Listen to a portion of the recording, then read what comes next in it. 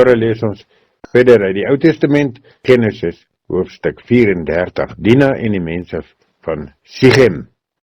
Dina, die dogter wat deur Lea vir Jakob in die wêreld gebring is, het op 'n keer gaan kuier by die dogters van die omgewing. Toe Sichem, seun van die Hiwit, Hamor, 'n volksleier, haar sien, het haar gegryp en met haar gemeenskap gehad. Hy het haar verkrag. Daarna het hy al hoe meer begin hou van Dina, dogter van Jakob. Hy het die meisie lief gekry en haar hart probeer wen. Hy het vir sy pa vir Hamor gesê, "Gee vir my daardie meisie as vrou." Jakob het verneem dat sy dogter Dina deur Sichem onteer is, maar omdat Jakob se seuns met die vee in die veld was, het hy niks gedoen voor hulle terug was nie. Toe Hamor, seun se Sichem se pa, na Jakob toe kon gaan om met hom te praat oor Dina, kom Jakob se seuns juis af van die veld af by die huis aan. Toe hulle hoor wat gebeur het, was die mense ontsteld. Hulle was baie kwaad, want Sichem het 'n gruwelike ding aangevang, toe hy met die dogter van Jakob 'n Israelitiese meisie gemeenskap gehad het. So iets doen 'n mens nie. Hamor het vir hulle gesê, "My seun Sichem hou baie van die dogter uit jou huis. Laat hom tog met haar trou. Kom, ons word familie vir mekaar. Dan kan julle dogters met ons trou en ons dogters met julle. Dan bly julle hier by ons. Ons land is tot julle beskikking. Bly net hier of trek rond en kry julle eie grond hier by ons." Toe sê Sichem vir Dina se pa en haar broers, "As julle instem, sal ek betaal wat julle ook al vir my vra. Julle kan 'n bedrag, maar die vergoeding sê wat ek moet gee. Maak dit net so groot soos julle wil. Ek sal ook nog enige ander skenk gee wat julle vra. Gee asseblief die meisie vir my, dat ek met haar kan trou."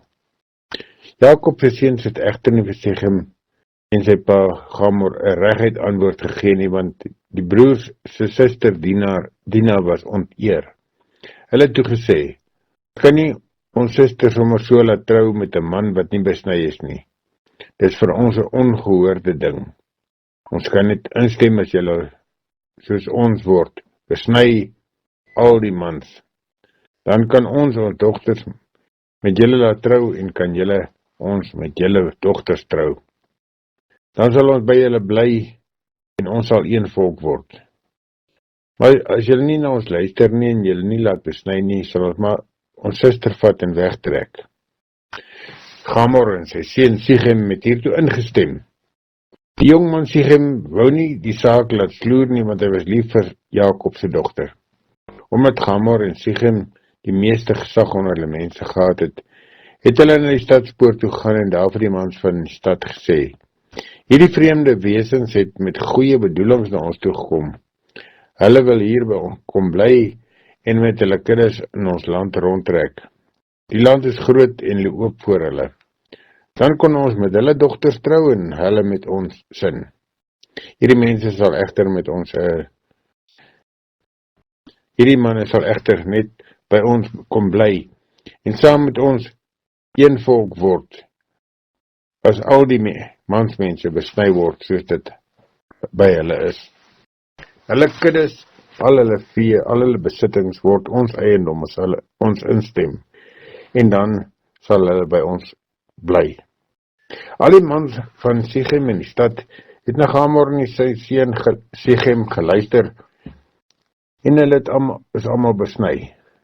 3 dae later, toe hulle baie pyn gehad, het Jakob se 2 seuns, Simeon en Levi, die broers van Dina, elkeen sy swaard gevat en sonder om agterdog te wek, die stad ingegaan en al die mans doodgemaak, ook vir Hamor en sy seun Sichem. Hulle het vir Dina uit Sichem se huis uit weggevat en uit die stad uitgegaan. Jakob se seuns het toe op 'n slagoffers toegesak en die stad geplunder, omdat hulle suster daar onteer is. Klein vee, beeste, donkies, alles in die stad en alles in die veld het hulle vir hulle gevat. Ja, hulle het alles geplunder wat daar in die stad was, en hulle het alles wat in die huise was buitgemaak. Ook kinders en vrouens is as gevangenes saamgevat. Toe sê Jakob vir Simeon en Levi: Julle het my in 'n moeilikheid gebring, want julle het my naam sleg gemaak by die mense van hierdie land, die Kanaaniete, die Ferisiete. Ek het maar net 'n klompie mans by my.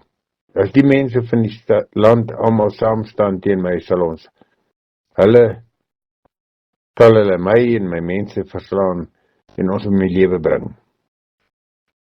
Toe antwoord hulle: Hy moes nie ons suster soos 'n hoer behandel het nie.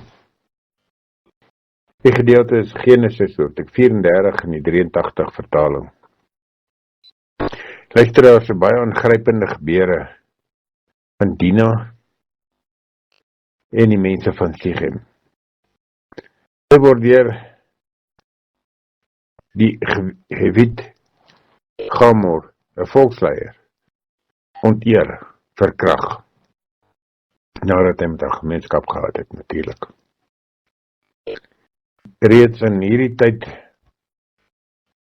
of moet ons sê, dalk veral in 'n tyd soos daardie, was dit 'n verskriklike sonde. En tot vandag toe nog. En so gebeur dit ook dan dat die eer van die suster van die broers herstel moet word. En dat hulle optrek en oorlog mee maak, mense doodmaak, om te wys dat hulle moet skoonmaak, ontslae raak van dit wat vuil en nie goed is nie. Ja, en so is dit tot vandag toe nog. Dit wat edel en goed is, moet nie deur onsierlike en gevaarlike dinge omring word nie. Maar ons moet sorg dat ons die verkeerde wortel en tak uitroei. Uit ons leef, maar ook die van ander. Ja, omdat ons weet, is nie altyd maklik of moontlik nie. Weet ons dat die Here ons daarmee kan help en sal help. Want hy is die een wat ons krag gee in alle omstandigheid om die goeie en die regte dinge te doen. Waar jy voel, dit is 'n bietjie moeilik of uitdagend, onthou dat die seën van die Here, sy teenwoordigheid by jou is. En daarom luister, mag die genade van die Here Jesus Christus, die liefde van God en die gemeenskap van die Heilige Gees met elkeen van julle wees en bly tot in ewigheid. Amen.